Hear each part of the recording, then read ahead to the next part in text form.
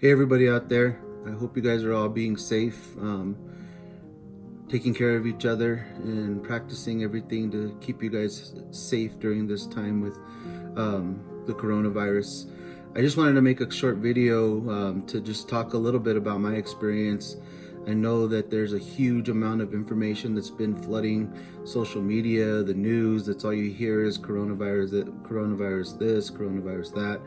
And we haven't really heard anybody's stories about what they're going through. I know I've seen people's posts online and social media about being sick and being quarantined and missing people, but we haven't really heard a whole lot of stories from anybody about what they've actually experienced. And one of the reasons why I wanted to make this video was to bring some light to this pandemic, but also how real it is and how real it was for my family, for me, for my wife, and how it's affected us completely. And so that's the purpose of this video, and I just really wanted to personalize this experience and to let people know that this is something that's real, that's something that has affected and completely altered our lives forever because of how it's impacted my family and how it's impacted the people that I love. And one of the things that I know that's been really hard is the stigmas that are surrounding the coronavirus. I know early on it was who has coronavirus in our communities? Oh, those people are this or those people are that. And this virus doesn't have any favorites. It doesn't have anybody that it's targeting. It can be you. It can be your family. It can be, even though you may be in a place where it's isolated, that may not have it. It's a real reality that you have to face, that this is something that can be transferred to your community, to your family. And it's not cool to be throwing blame at people. It's not cool to be able to talk about, oh, well, this person has it and I don't, and putting blame. And there's no blame here.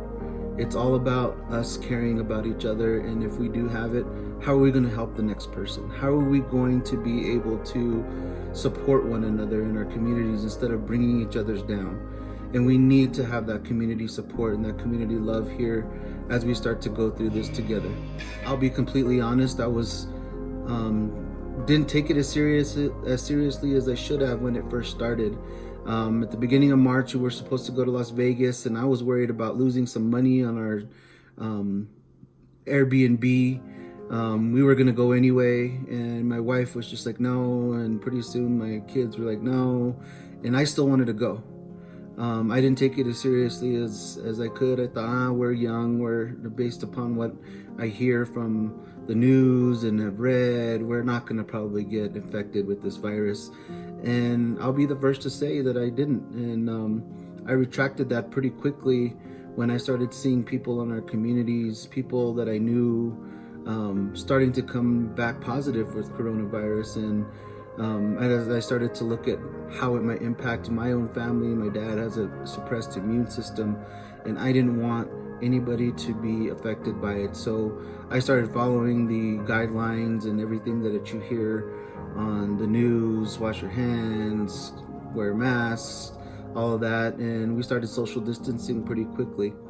So at the end of March, my wife started getting some symptoms and started feeling sick. I thought, it's allergies. Oh, and maybe it's just another kind of flu. It's one of those things that you don't think is going to happen to you. It's not going to happen to the people around you, especially those people closest to you, like your wife, your children, your mom, your dad, brothers, sisters. And as I started to look at my wife and her symptoms, and they started to match up with what the coronavirus symptoms were being put out there, she matched everything. And as we started to go along, it started to worry me. And it took her about 3 weeks to recover. And about midway through, I started getting symptoms. For me, it was starting with the body aches and just being really tired. Throughout the course of the day, I was doing my normal day.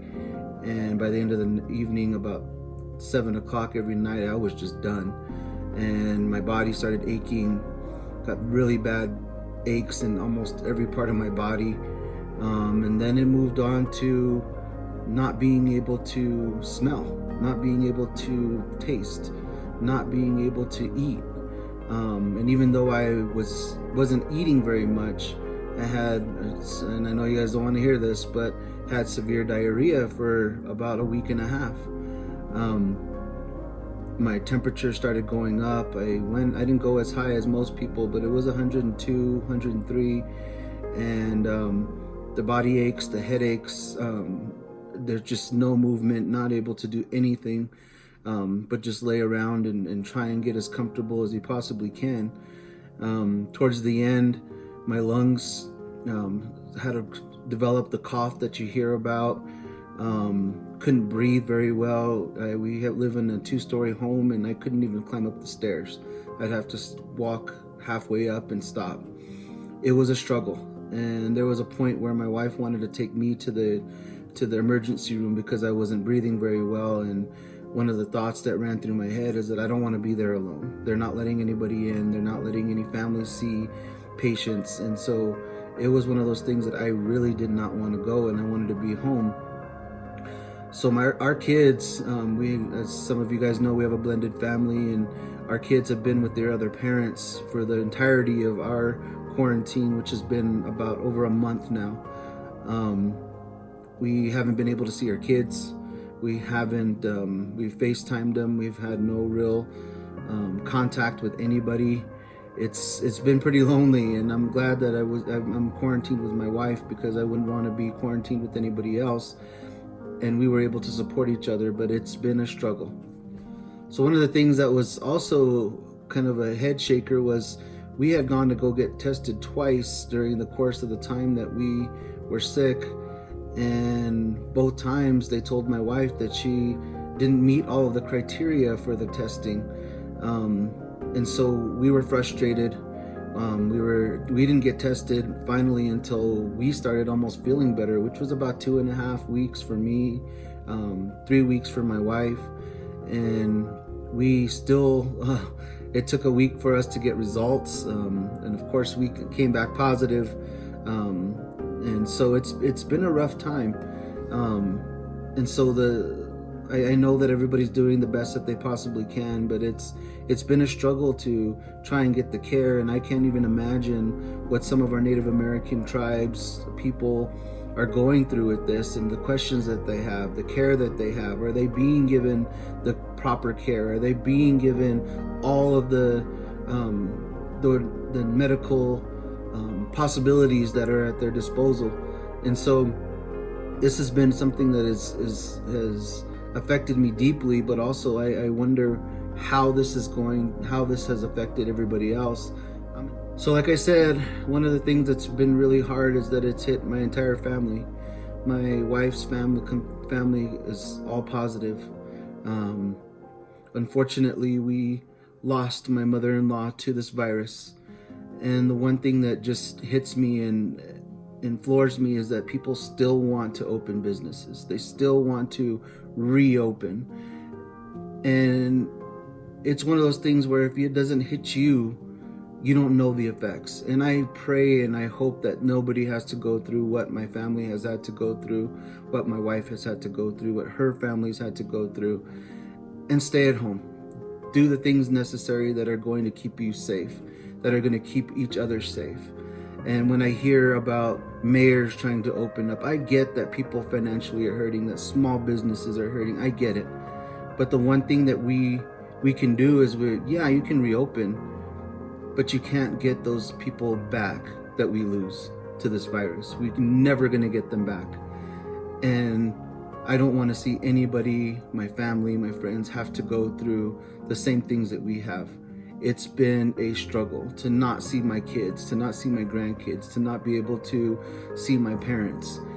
It's been a nightmare.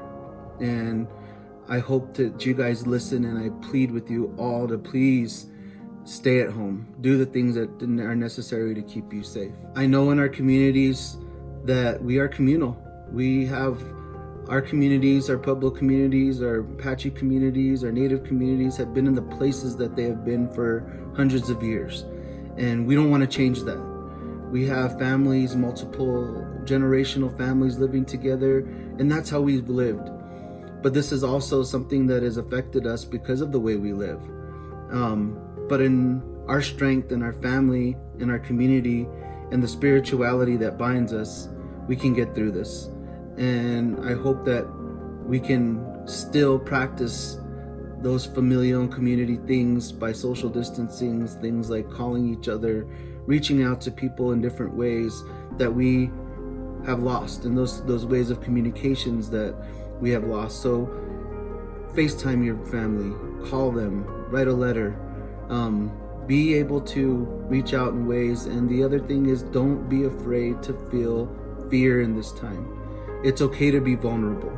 It's okay to feel frustrated, to feel like you're locked in, to feel like you have anxiety. I felt all of those things during this entire time. It's affected me greatly from a social emotional standpoint.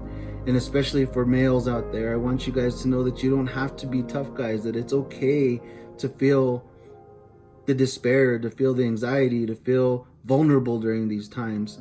And to be able to reach out to people and to reach out to our loved ones is the most important thing right now. And our communities and our families right now are the most important thing.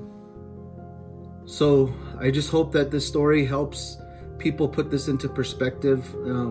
I am a person that was coronavirus positive.